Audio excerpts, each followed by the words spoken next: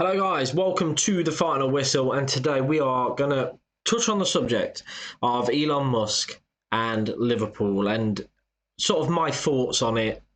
Um, you know, Talking about the model that Liverpool are right now, the potential of that deal, the potential downsides to that deal, the potential upsides to that deal. Obviously, most of the upsides you probably know already. Um, I'm gonna start with FSG, the lack of investment throughout their years. Since they bought Liverpool for what, just over £300 million, they've not invested massively. The investments that people talk about, the investments off the pitch, like the training ground, the stadium, and things like that, that wasn't FSG's investment. They take loans out and the club pay back the loans. That's how they've done that. That's how they've expanded the stadium twice. That's how they've expanded and built a new training ground or whatever. That's how it's been done. That Go on Company House, look at Liverpool's paperwork, and you'll see it. They're always taking loans out against the club, and the club have to pay them off. But you look at squad investment, that is the one key thing that I think a lot of Liverpool fans will look at, a lot of people aim towards. I don't think Liverpool fans want to spend like a Man City or spend like a Chelsea, but they'd like to see some ambition, for sure. Because when it comes to the transfer market, there's not a lot of ambition. I think it was last summer, no, not last summer, because they bought Chiesa and Mamadashvili, who obviously joins next summer, meaning this year's summer, and Chiesa, who spent less than 40% on the pitch of the season so far, which is diabolical after like 19, maybe about 27, 28 games this season so far in all competitions. That's diabolical. You look at the previous transfer window to that, you had Darwin Núñez. We've had Darwin Núñez in the same window as Carvalho. Who else did we get? There's two other players anyway, but basically three of them players out of the four pretty much aren't at the club anymore. And Darwin Núñez looks, with all the noise going on, and with how he is on the pitch, how he does perform, how he doesn't score goals as a striker, he's probably going to be off this summer. There's been rumours of him potentially leaving this month. Of course, AC Milan highly linked with him. Now Saudi Arabia are linked with him as well. I think Al Hilal was the team. And when they won the Champions League or the Premier League, they signed some old keeper, I think it was Lonergan, someone else and someone else that were just poor signings anyway. And it's the lack of ambition. The lack of ambition is the most important thing within the transfer market. They don't seem to want to. In the last year, 2 years, is especially shown us that they are very, very subtle in the transfer market. They don't want to spend a lot of money, if any. They want to make profit, to be honest. And I feel like the Liverpool model itself, I feel like it's outgrown the current regime, the current ownership of Liverpool Football Club. I generally think that they can't expand the stadium anymore. Literally, if you know Anfield, it's impossible without knocking houses down or whatever, or the road at the Kop end, the road outside is very close to the stadium. There's literally no room. There's no room for it. So that is now restricted. We do know that, new stadiums cost 1 billion, 2 billion, 3 billion, whatever. These days, they cost a lot of money, more than what Spurs paid for their new stadium. I think it was 800 and something million. Everton's is like something like 800 odd million. You look at Manchester United's plans, that could be about a £2 billion stadium if that go ahead. So that's not viable for them. They're not going to spend that kind of money to build a new stadium or whatever. So they're restricted. Not only are they restricted, Liverpool's really restricted because they'll want to, at some point, increase the capacity. It's going to be very, very difficult to do so. Again, the training ground, that was all done by loans as well. like I said, it's just for a lot of fans, it's a lack of ambition. You're top of the Premier League, you're top of the Champions League right now, right?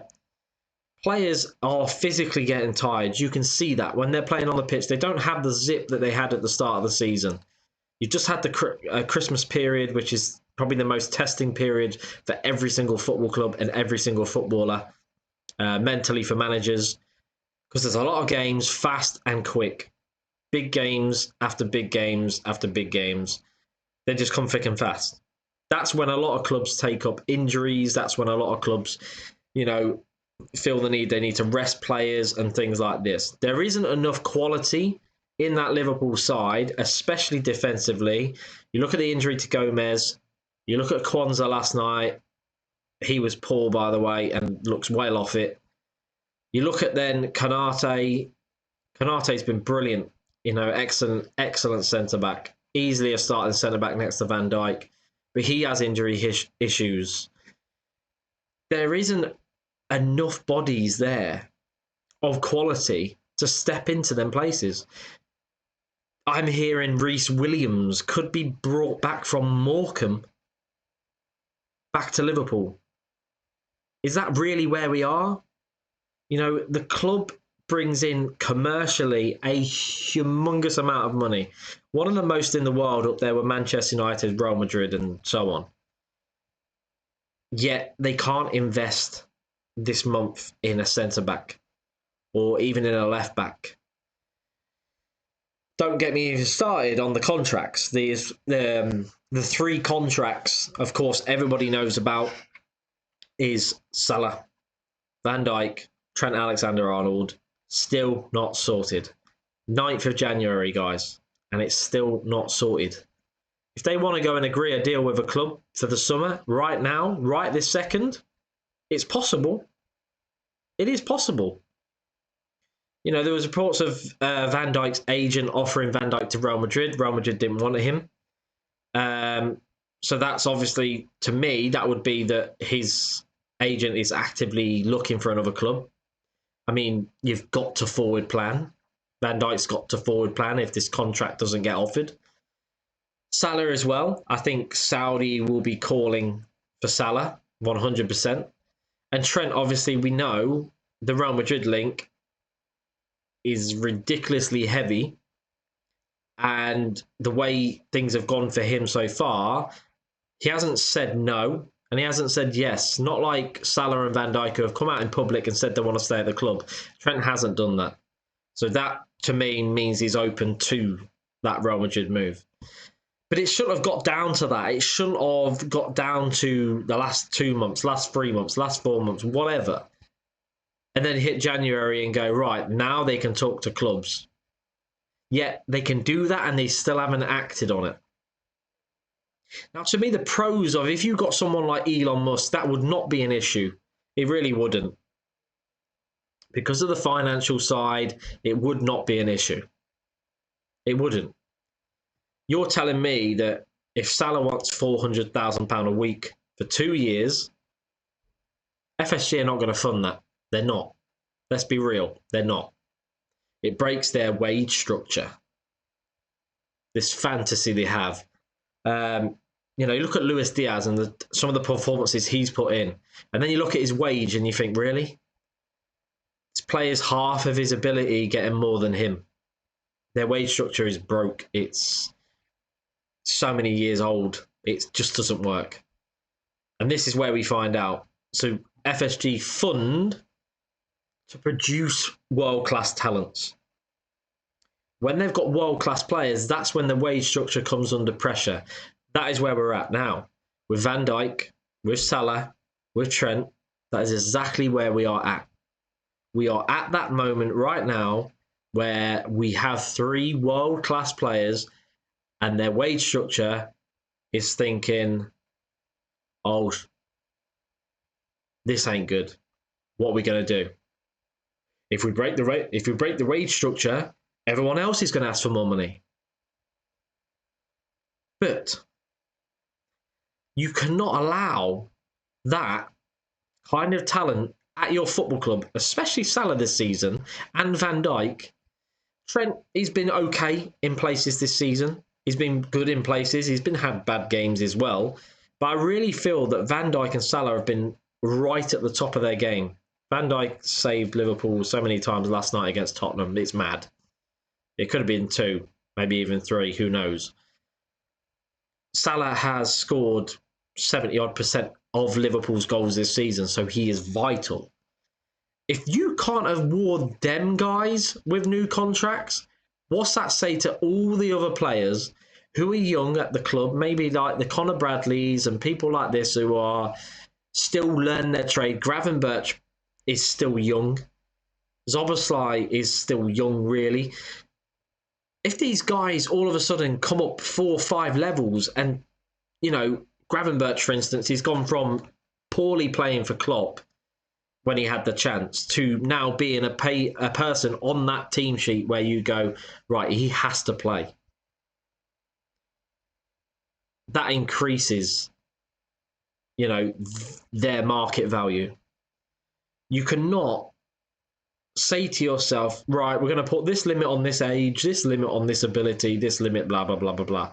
Once you have world-class players, which we have 3 now, in Salah, Van Dijk, and Trent, that wage structure does not work. It has to be broken. It has to be. 350 grand a week for someone of Salah's capabilities, no matter what the age. I don't care what the age is. He's producing the numbers. It doesn't matter what age you are if you are producing the numbers. It doesn't matter. Messi produces numbers. Cristiano Ronaldo produces numbers. Mo Salah is in the Premier League, probably one of the toughest leagues, if not the toughest league on the planet, and he is producing numbers right now that no one else is producing.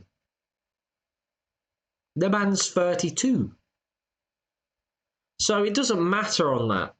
And this is where I think that would be a pro of someone like Elon Musk, coming into the club.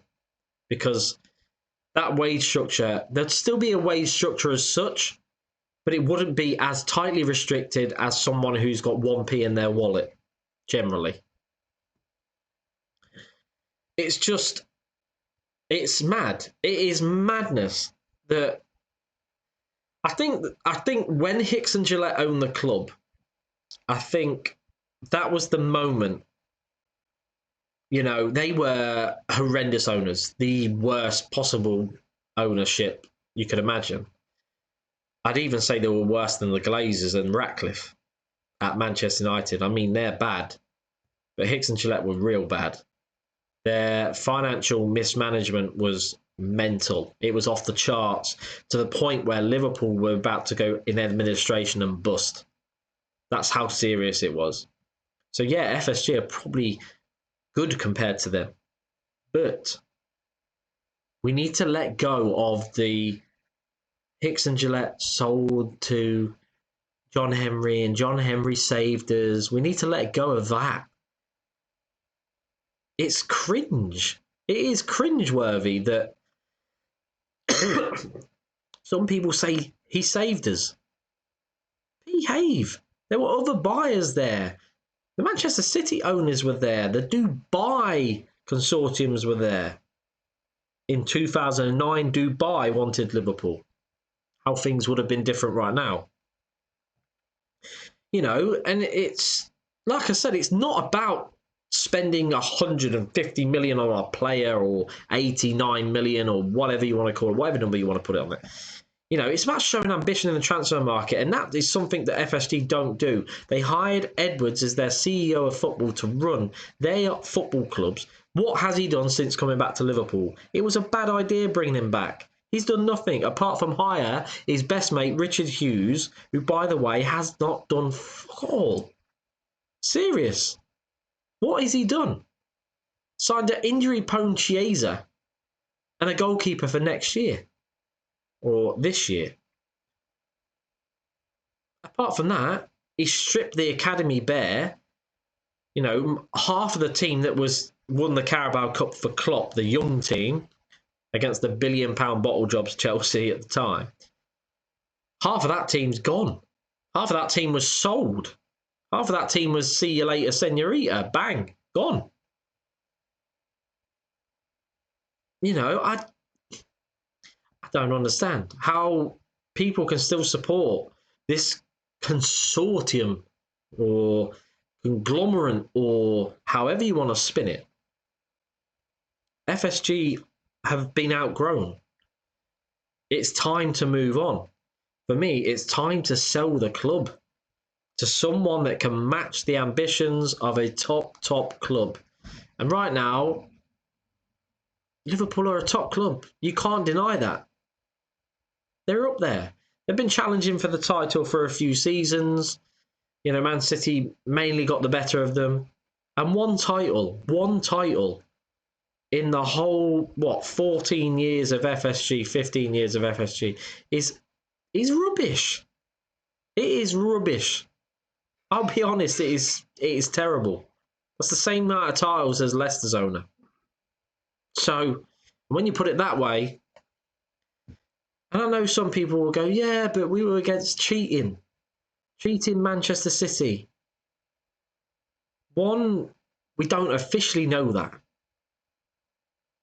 Two, it's still down to them 11 players on the pitch, whether there's sponsorship influxes going on, whether there's money laundering, whatever you want to call it. Them 11 players are the people that have won on that football pitch. They can't cheat on the football pitch. There's 11 men kicking a ball. They win, they lose, they draw. And they've won 4 league titles in a row. Yes, they've had a dip this season. I think they'll come back. I don't know if they'll win the league, but I think they'll come back. And it's just, Liverpool have needed to strengthen defensively for a while, midfield-wise for a while, and it's not happened. It just has not happened. The closest we got to it was when George Skadmak was director of football. I think Zoboslai, McAllister and Gravenberch were his buys. And they've turned out to be really, really good buys. I think Liverpool look much more poorer without Zoboslai's energy in midfield. Gravenberch is defensively sound. He's been probably one of the best CDMs in the Premier League this season. Maybe in Europe. McAllister is a workhorse. He's fantastic going forward, fantastic defensively. So, let me know, guys, what you think.